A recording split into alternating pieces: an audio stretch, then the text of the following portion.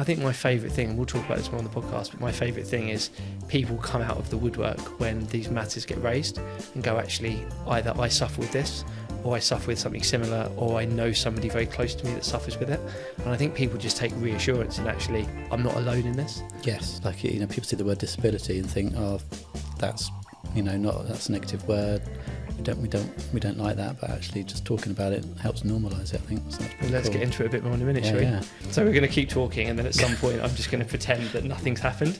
Harry's going to put all of this onto an outtakes reel, and then I'm going to look embarrassed, and then we're going to keep going. Welcome back to the Recruitment Playbook. Thank you all so much for tuning back in again. I'm George, and I'm joined this week by systems accountant extraordinaire Matt Rees. Good afternoon. I've never had that extraordinary added to my title.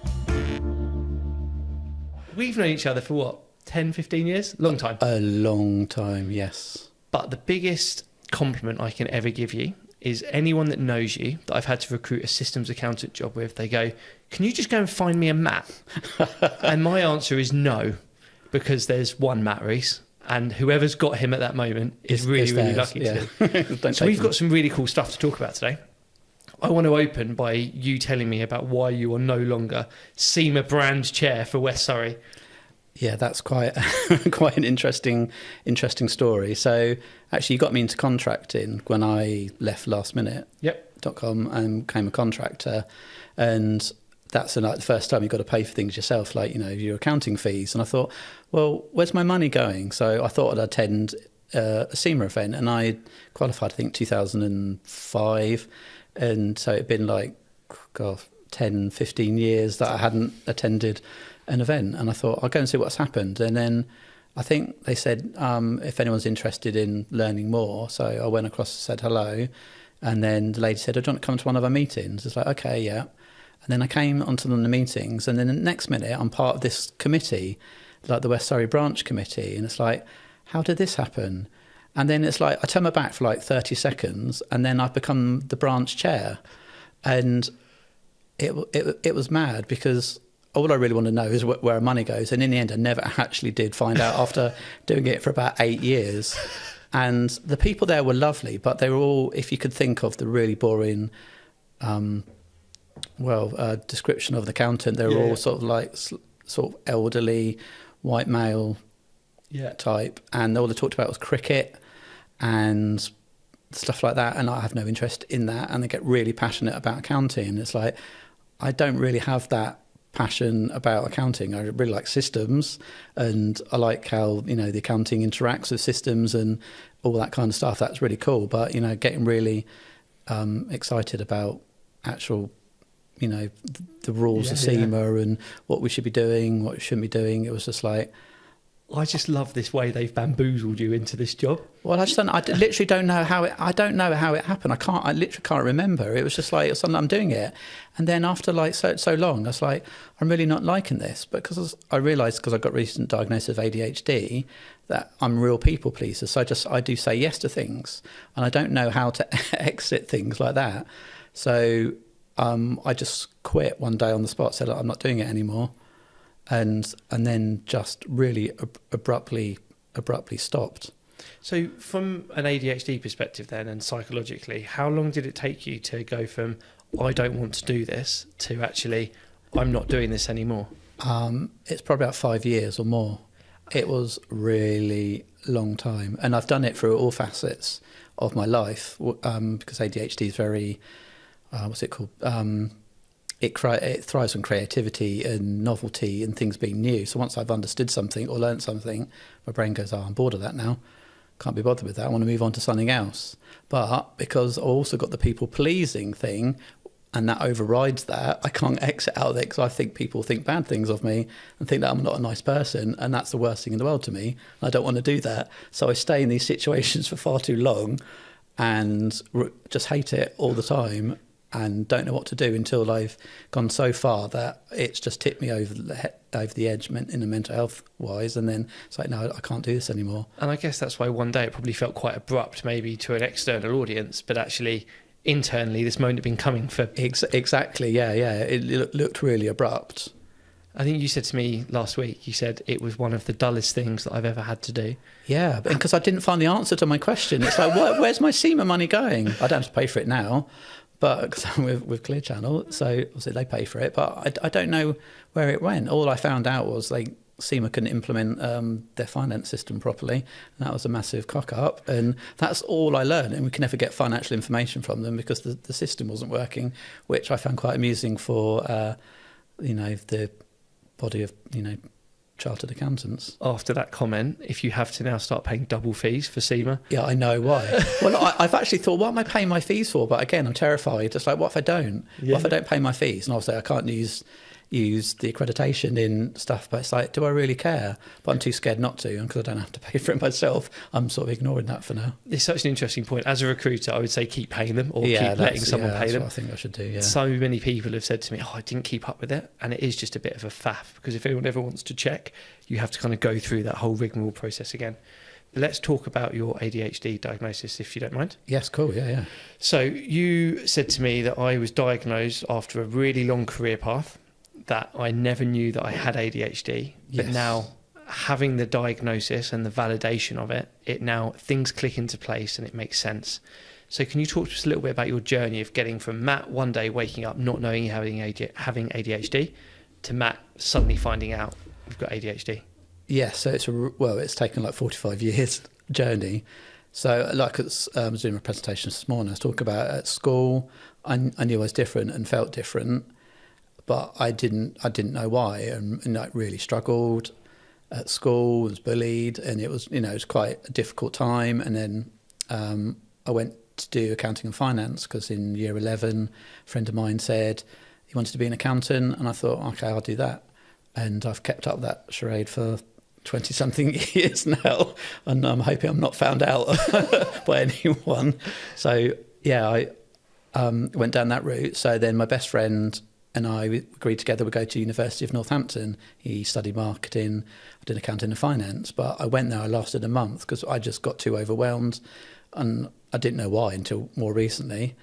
And mental health collapsed, and it's horrible. And then I went back home and then went to the University of Brighton because I lived in Sussex at the time. It's about a 40-minute drive, so I could stay at home.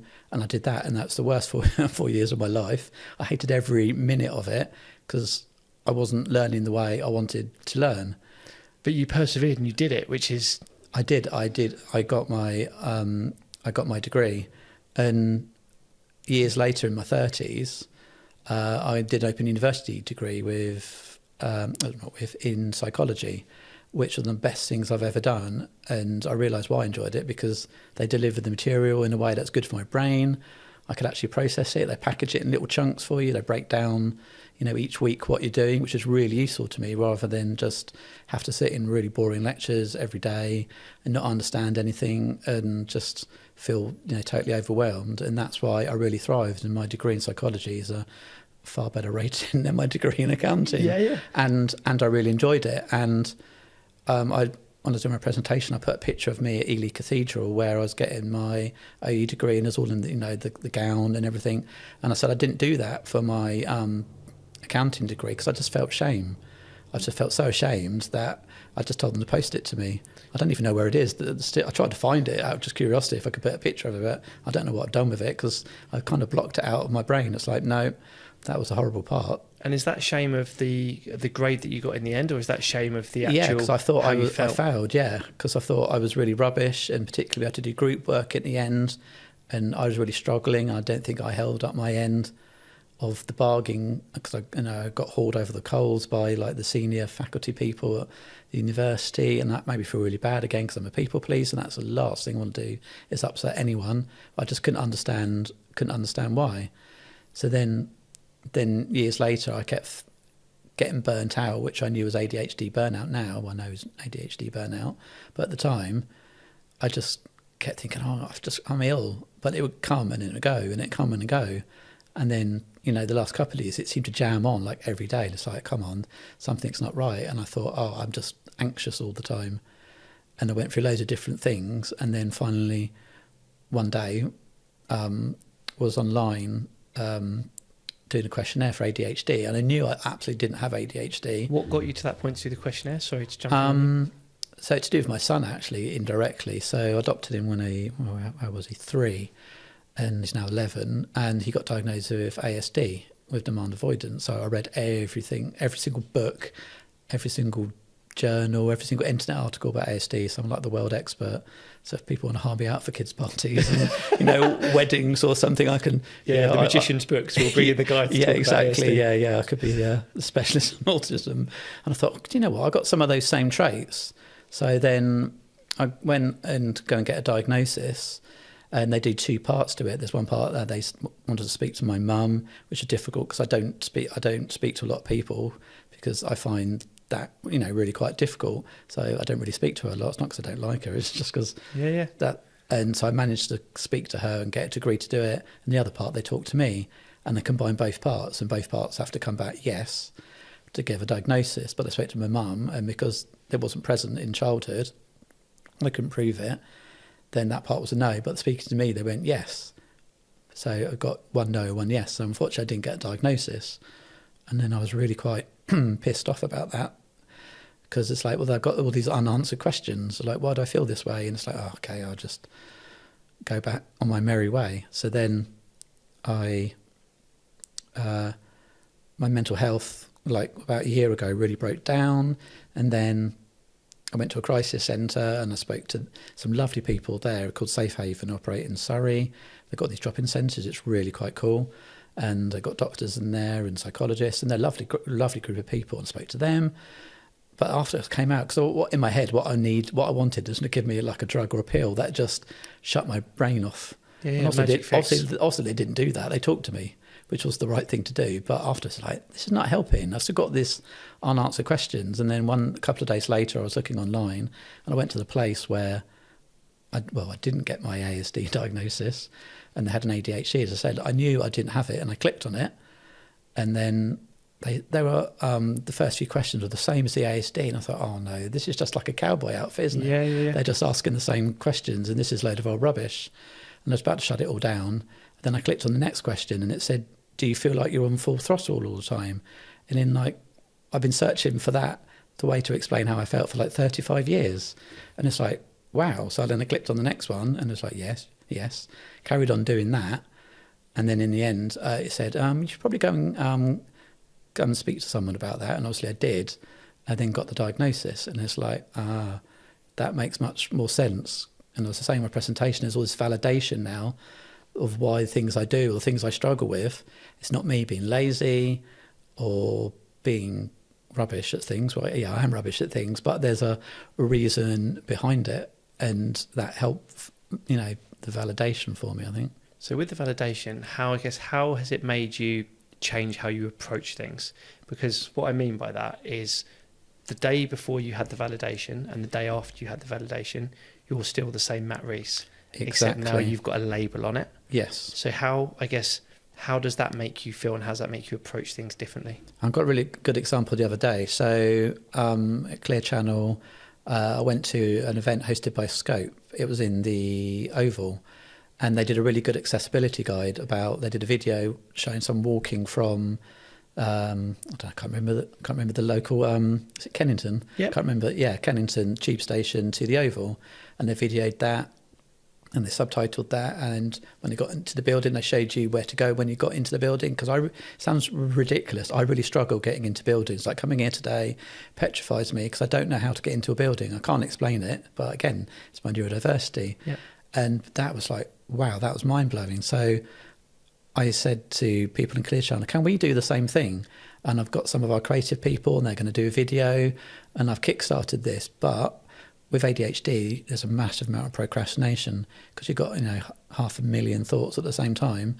You go, oh, look, like a magpie seeing like a bit of silver. It's like, oh, that's shiny over there. Let's go and look at that, and forgetting what you started over here. So you said something interesting to me before when we've spoken in the past, that you have private health in the job that you're in at the moment. Do you want to tell this story, because you'll tell it better than I will? Yes. So join the company. I get access to private healthcare. You've got to fill a form in. So it took me 3 years to fill the form in. I filled the form in, and sent it off to, I can't remember who the healthcare provider is, and they came back and asked some questions. And that's as far as it's got. And that was how many years ago? I've been there 6 years, so that's 3 years or so. Yeah. So for anyone that's listening that maybe hasn't had first-hand experience of a neurodiverse condition, what's the feeling inside when you have that form or that demand placed upon you? How does it feel? It's terrible, and it get arguments at home because the other half, past would say, "Oh, can you go and do this? Can you go and do that?" So yeah, I'll do it tomorrow. So again, another example. I bought a stand-up desk, got a really cool Secret Lab desk, and I've got before I bought that, I've got a Secret Lab chair, and I'm obsessed with comic book stuff. So it's Batman themed. Amazing. Not that anyone can see it because I am sitting on it, and the Batman logo's behind my head, but I know I'm Batman. You know, right. You know you're Batman. Yeah, exactly. So I thought, can you do your best I am Batman into the microphone? I can't do that. No. Don't ask someone else to do something you won't do yourself. I am Batman. Why is he Welsh? Wasn't Christian Bale Welsh? I'm getting stick from the professional voiceover artist. Charlie, can you come and do your best Batman, please?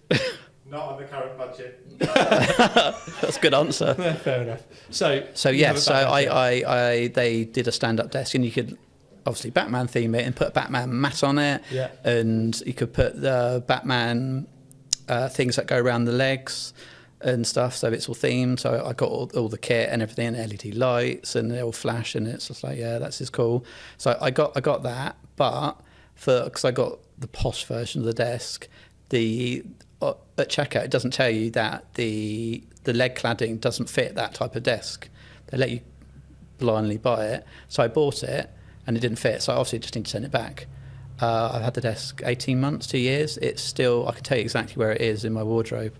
And the other half go, can you just send that back? Yeah, send that back. Yeah, do that tomorrow. If you send it back yet? No, tomorrow. Yeah, I'll do it tomorrow. And it's still sat there, and I can't explain why I can't do it. And I've got the same thing with guitar pedals. It's taken me 3 weeks to try and sell some guitar pedals. I thought I'd try and get rid of stuff I've not used. And I got as far as they're sat on my desk, annoying me because they're in the way. And I've taken pictures of them, but that's as far as I got. And they've been there for 3 weeks on my desk. But I don't think 3 weeks to put something online to sell is that bad. And I'm not saying anything derogatory on this, by the way. And what I mean is there are things that I know that I have to do which sit there and I procrastinate and I push back and back and back. But it's obviously a very, very different thing to what you go through. For anyone that's listening to this that perhaps has wondered previously if they have a neurodiverse condition, are there any key signs they can look out for to go, maybe it's worth just going and having a test, and you never know what it will come back Well, the good as. thing is you got lots of, like I said, I went on websites. So if you're thinking, have I got a neurodiverse condition? Sometimes Googling things is never a good thing, particularly medical stuff, because you think you're going to be dying in 40 minutes time or something. But things like that, they're actually really good, because what I did with my ADHD, because I didn't believe the website when it said you should go and speak to someone, so I did another one and another one and another one, and from different providers, and they all came back with the same thing. And then I thought, well, they're all wrong. So then I'd start putting rubbish answers in, and then they came back with, no, you don't meet the threshold. So okay.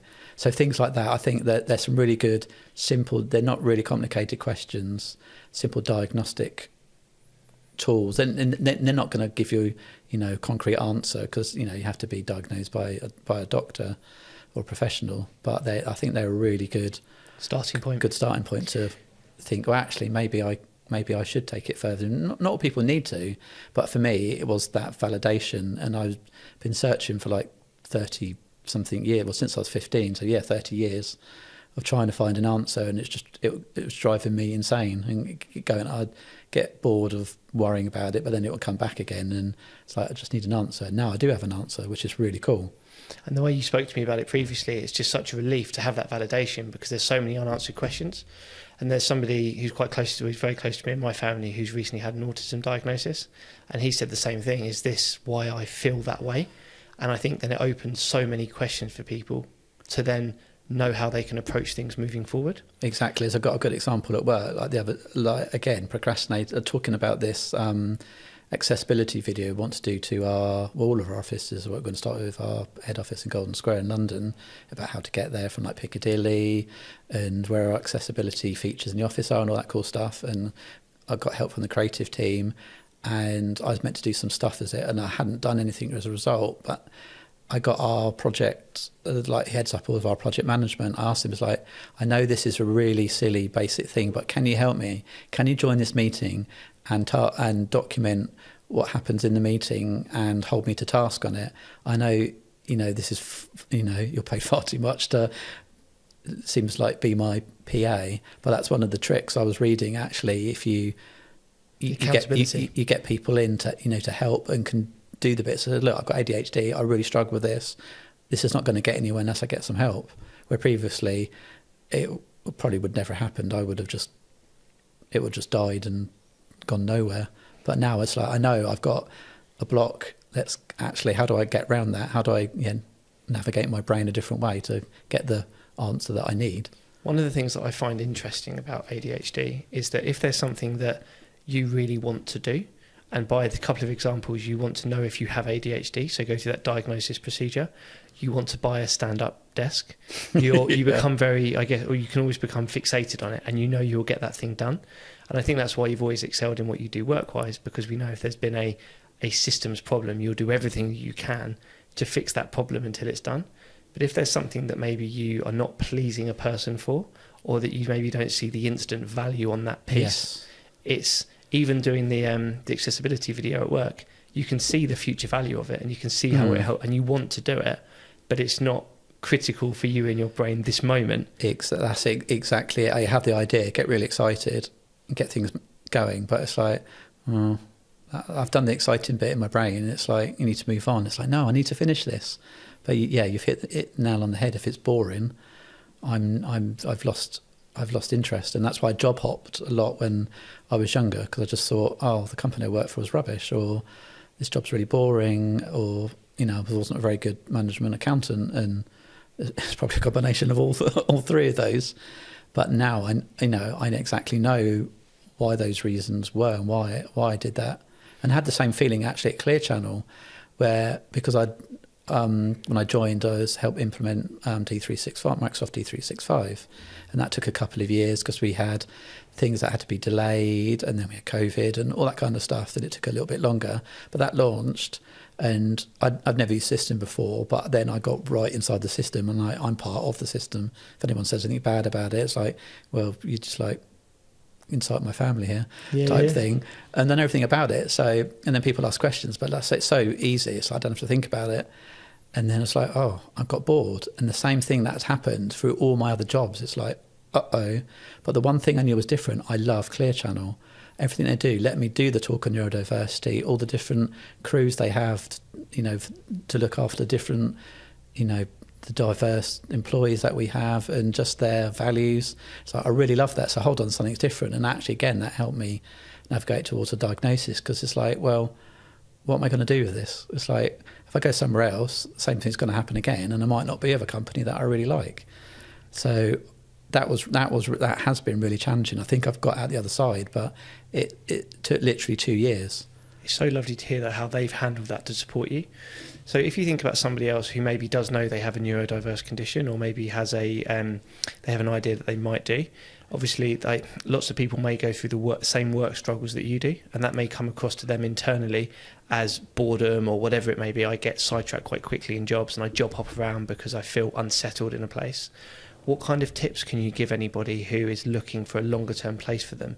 And the reason I say that is it's really hard to know the business's views on these things until you get behind them. And that is, I was going to say, that is a critical thing, because I know Clear Channel, I can be open and run a journey. We're not going to get everything right, we know that, but people are willing to listen and make the change, and therefore people feel safe to talk about these things. And I've worked early in my career, organisations I would not have, I was too young and unsure of myself at the time. I would never have said anything, but it wasn't a safe environment. So it can be really tricky depending on your company, because there's lots of things in law to protect people, and you've got right to get access to, support and access to services. But I think for me, it's working for the right company. If the company aren't going to be supportive, then for that, me is a red flag. I'm not telling everyone just to jump ship. No. But I think that is really important, because for me, if the employees either at work for you or in the company in general are happy and comfortable and safe, then they're going to do better work. For me, it's a no-brainer. I think it's all down to that line of questioning, isn't it, before you join the business, to find out their policies on this and what they do. But unfortunately, I guess there's no magic pill. There is no magic, no. And it's whether you want, because you don't have to disclose it when you're going for a job. And because I've been reading lots of stuff about that, which is quite interesting. And I think if I ever do get a new job at some point, I think I would disclose it. So, and I think you should. I think it's the right thing to do. There's one more thing I just wanted to touch on before we do finish up. And that's around, there's two things you said to me that you really struggle with in a work capacity. And it's more, how can colleagues of somebody with a neurodiverse condition help support them? And the two things you said to me, one was that you really struggle with phone calls. And yes. So fill us in quickly on the phone call piece and why you prefer Teams or similar. So when I first started work, obviously everyone had desk phones, didn't have mobile phones. I sound really old now, it's horrible. And I did like project accounting roles, and obviously you had your customers and internal ones, if that makes sense, where you're doing stakeholder packs for and stuff like that, or people hadn't done timesheets on the projects that you were looking after, so you had to make sure they did that. And I remember my boss saying, it's like, can you just give so and so a call? And then it'd be like 2 days later, you give them a call. Oh, no, I'll do it in a minute. And I'd leave it to the very last minute when I got so stressed, and I knew if I didn't do it, probably something about to happen. And I make that phone call. In the meantime, I devised an awesome spreadsheet, because my brain was loving it. It's like, look what I've done with this spreadsheet. But had I done what I actually was asked for, and it's like, no. And I didn't know why, but it's because the lack of visual interaction on the phone. So my brain shuts down. I can't process thoughts. I can just dumbly answer questions like yes and no.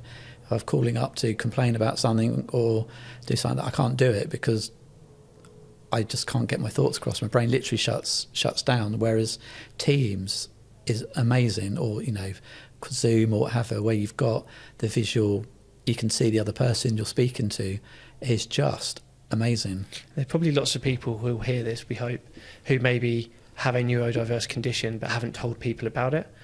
But as much as anyone else can be understanding of how people like to communicate, and I think even if you just ask the person next to you, how do you best like me talking to you? Hopefully that then opens up those channels so that people who do need to be asked are asked. The other point I just wanted to flag quickly before we go is the word just. Yes. Can you talk to me about your hatred of the word just? Yes. Because a lot of things I struggle with seem, to someone else can seem really easy. Like, for instance, I'm a director of the resident association where I live, and I look after the accounts, obviously, because I'm an accountant. Begrudgingly. But I've done lots of whizzy things of like macros and using Power Automate to automate messages and stuff, because I got bored. I was like, what can I do with this? But one of the things I have to do is when people buy and sell a house, we have to fill in, various paperwork and make sure people have paid us and everything's up to date with the service charge. So I have to sign things occasionally, but I have to go and post something. That's it. I have to go and put it in an envelope and post it. Like, I've got stuff. I went to holiday a few weeks ago, and I had some stuff before the holiday to post, and I've been back at least 2 weeks, and I still haven't posted it. And why? It's just going to the post office, and I can't. It's really hard to explain. Where people just go and post it. And now I know I've got workarounds where I can just go and ask someone else to do it, which I thought that just seems really lazy, but actually that's the workaround I need. And if I explain myself, and I might get the other half, like, can you just go and post this for me? It's that being mindful, I guess, of the word just, and something that seems like such a small task to one person can be such a massive task to somebody else, right? Yes, I said in my talk today, like, when I'm training people, I always want people, if people don't understand and I say, always come back to me, even if you ask me 100 times, I will answer you the 100 times. Because I don't want, everyone learns differently, understands differently, And I don't want to be part of the reason why their understanding is a blocker. I don't want to be part of the blocker. And it's that whole thing where, it's that understanding. You don't have to be neurodiverse, just understand how people think and be considerate of that, and maybe ask and talk to them about it, because we have people at work who I know struggle with things and like sitting in particular parts of the office and had headphones on, probably are neurodivergent, but some people might not treat them in the right way because they're not like them. They're different and they think they're being awkward, but actually they're not understanding what that person's going through or seeing things through their eyes. So it's not just if you're neurodiverse. I think it's just the thing in general is to be a nice human. Understand everyone and see what makes people tick. What a lovely closing statement. Thank you so much for coming on today. Thank you for having me. So, Matt, the idea here is how many questions can you answer throughout the time of the timer? What's more challenging, balancing the books or balancing technology with finance? Balancing the books. How do you keep up with the constant changes in technology that impact finance systems? Read everything on the internet every day. What is your number one piece of advice for anyone trying to manage their mental health? Talk to someone. Has your ADHD diagnosis helped you better understand certain aspects of how you work or approach problems? Yes to all of that, definitely. Have you noticed any strengths that ADHD brings to your work? The people-pleasing aspect, definitely. What is the best piece of advice would you give to others in a high-pressure job who are also managing ADHD? Listen to your body. What's your favourite tech tool that makes your life easier as a systems accountant? I just started using Lucidchart. What's the most satisfying part of seeing a successful business transformation project through? It actually being done and being delivered, and people are happy with what's been delivered. How do you handle job interviews as a neurodiverse individual? I've always loved job interviews. I've no idea why. I've always loved them. Do you find yourself speaking more tech or finance in your day-to-day work? Well, this is where I'm lucky. I blend both. That's just why I like what I do. What's the best piece of advice you've received about navigating your career with neurodiversity? Is to be yourself, I think, actually. Don't worry about what other people think. Love that. What's your go-to strategy for staying focused at work? I don't actually have one, and that's part of the problem I'm trying to figure out. Bonus question number 1. What's your favourite guitar pedal? I've got a Helix that does everything in it, if that makes sense. It means nothing to me whatsoever, but I'm sure there's people that will understand. Yeah, Line 6 Helix pedal, amazing. Awesome. What is your go-to band warm-up song? Well, it's one of our own, one called Hummingbird. Always play it, it's always a go-to. One of the first songs we did. I'm sure that will be played on the outro of this podcast. It will be, yes. Perfect. Thank you so much for coming in. And as always, thank you everyone for tuning in. If you haven't done already, please do make sure you like, subscribe, follow our podcast, share it with your friends, and I'll see you again next week. Thank you so much. I've been George, and this is Matt. Cheers. Thanks, George. The blackest days